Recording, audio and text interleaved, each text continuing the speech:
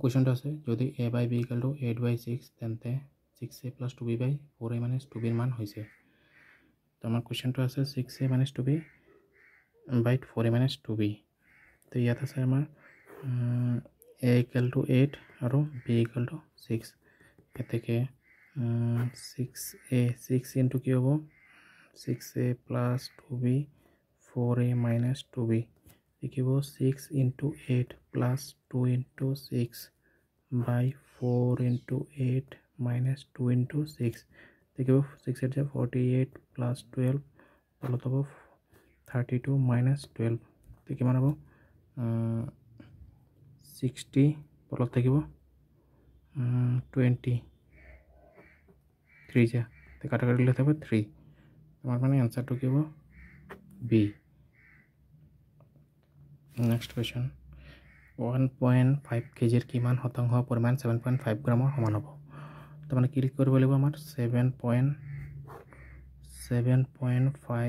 গ্ৰাম বাই 1.5 kilogram into কি হ'ব 100% তো কি হ'ব 7.5 গ্ৰাম আৰু তলত হ'ব কি 1.5 এতিয়া কিলোগ্ৰামটো গ্ৰামত নিলে কি হ'ব 1000 গ্ৰাম ইনটু কি হ'ব 100% তো নেক্সট কি হ'ব এটা আমাৰ 15 5 যা কি হ'ব 75 আৰু কি হ'ব তোমাৰ 0 0 0 0 কেনসেল কি থাকিব ওপৰত 5 তলত থাকিব 10% তো মানে কিমান হ'ব 0.5% आंसर হ'ব C নেক্সট আমাৰ কোৱেশ্চন আছে নিম্নলিখিত ভগ্নাংশসমূহৰ কোনটো আটাইতকৈ ডাঙৰ আছে এইটো না এইটো 11/12 11/12 আমি ডিভাইড কৰিলে কি হ'ব 12 দিয়ে আমি 11 ডিভাইড কৰিলে পইণ্ট দিলে 0 9 12 যা 108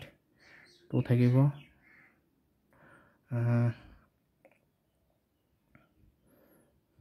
12 1 যা 12 মানে 0.91 সামথিং এতিয়া 13 দিয়ে আমি 12 ডিভাইড কৰিলে কি হ'ব পইণ্ট দিলে 0 13 9 যা 1117 3 থাকিব 0 13 2 যা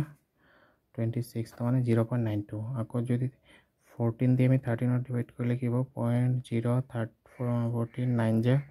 126 থাকিব 1 ইয়াত থাকিব 4 040 2 যা 14 2 যা কিমান হ'ব 28 12 something 0.92 something হ'ব আৰু এতিয়া আমি 15 দিয়ে আমি 14 ডিভাইড কৰিলে কি হ'ব চাব লাগিব 15 পইণ্ট দিলে 0 আহিব 15 9 যা 135 5 থাকিব 35 সৰি অনলি 5 থাকিব 050 15 3 যা কিমান হ'ব 45